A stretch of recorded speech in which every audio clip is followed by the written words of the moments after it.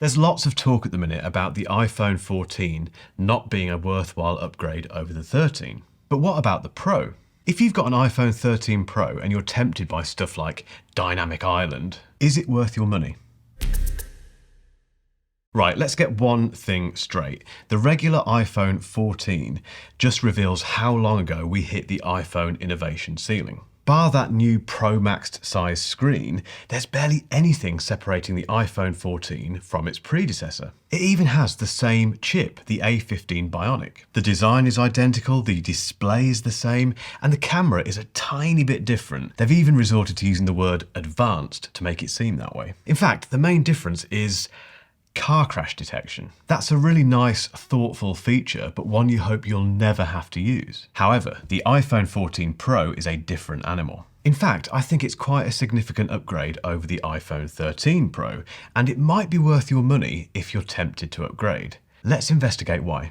Firstly, a very quick word from today's sponsor, which is NordVPN. Basically, you have your device here, whether it's a laptop or a phone, and over here you have the internet. The bit in between gets a bit dodgy sometimes. So if you're in a coffee shop or you're somewhere other than home, the bit in the middle is the bit where people can get into and nick your data and all your important stuff. Terrible explanation, but basically NordVPN sits in that bit in the middle, which is dicey, and makes it not dicey. So if you're in that coffee shop typing away into your really important document, this person over here who wants to get into your data and nick it all can't do it. And NordVPN is also really useful if you're traveling abroad but you want to access home content. So if you're from the UK and you're in America, for instance, you might still want to watch BBC iPlayer. NordVPN lets you do that. So it's super secure, it gives you lots of features above and beyond a normal VPN, and cost-wise, it's an absolute no-brainer. It's about the same price as a cup of coffee each month. Just head to nordvpn.com/MarkEllisVPN to find out more and get your risk-free 30-day money-back guarantee.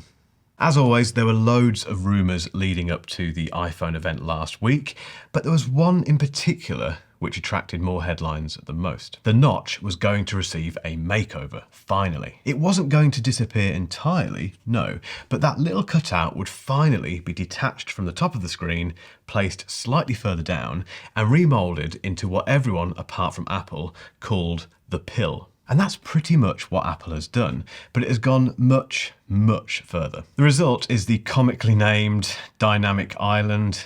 Everyone is having trouble with this name. We just have to look past that, I think. It is just a name, it's marketing, it doesn't matter. But it is one of Apple's, I think, smartest moves with the iPhone 14 Pro. I'll gather more thoughts on Dynamic Island when I get my iPhone 14 Pro Max later this week. But if you've been waiting for a seriously interesting, unique upgrade to your iPhone 13 Pro screen, this could be it. Basically, the notch has been replaced with a dynamic area of that part of the screen, which is being put to amazingly interesting use. So app controls, background activity, Face ID confirmations, and loads of other cool stuff now take place in what was once the subject of much internet laughter. It looks brilliant. Fair play, Apple.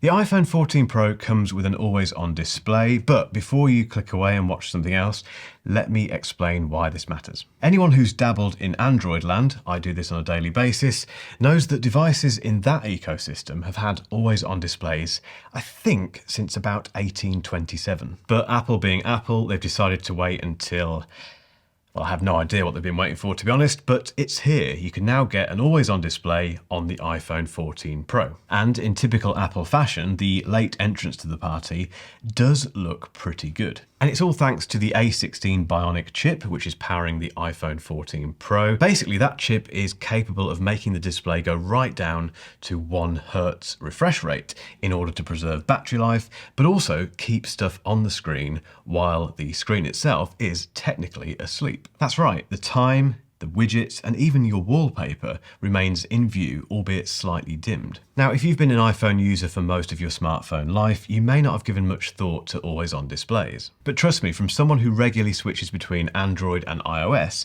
I always miss that glanceability that you get from an always-on display. It just makes this a very interesting upgrade to the iPhone 14 Pro over the iPhone 13 Pro. I was hoping for a big camera upgrade on the iPhone 14 Pro this year, and it really is. This time around, we're getting a massive 48 megapixel main camera. And to put that into context, the iPhone 13 Pro has a 12 megapixel sensor. Why the jump? Well, partly to keep up with the Joneses, obviously, but practically it'll enable far more creative control when cropping and reframing your photos. There's just more data to play with, you can zoom in more, and you won't lose the detail that you would do on an iPhone 13 Pro image. And it also allows up to 4 times more light to hit that sensor, which is fantastic news for low light photography. The main camera is now 24mm, which is a great middle ground focal length for most subjects. This camera I'm talking to now has a 24mm lens on it, so you can kind of get the idea of what that looks like here. In fact, all of the cameras on the iPhone 14 Pro have received very tasty upgrades. The ultra-wide offers 3 times better light capture for better low-light performance and improved macros, which is really important.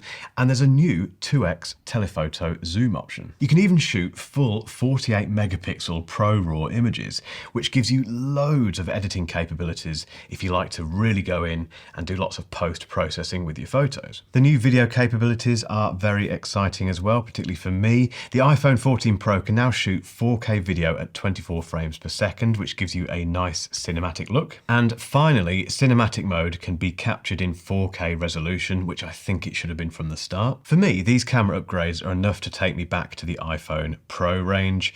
But if you're an iPhone shooter and you're just getting a bit bored of what your iPhone 13 Pro can do, or you feel a bit restricted, this will feel like a big upgrade. Very few people need to upgrade their phones every year. We've reached a point, I think, where these devices are just so good, they'll last for years and years and remain entirely relevant. However, sometimes we're given just a handful of updates that make it worthwhile for a very specific group of people to hit that annual upgrade button. Regular iPhone 14 aside, which is a bit boring, I think the iPhone 14 Pro sits within that bracket. Whether you're tempted by the dynamic island, the always on display, or those fantastic camera upgrades, I don't think you're going to be left feeling shortchanged. To see my full thoughts on last week's event, keep watching for a link to my reaction video.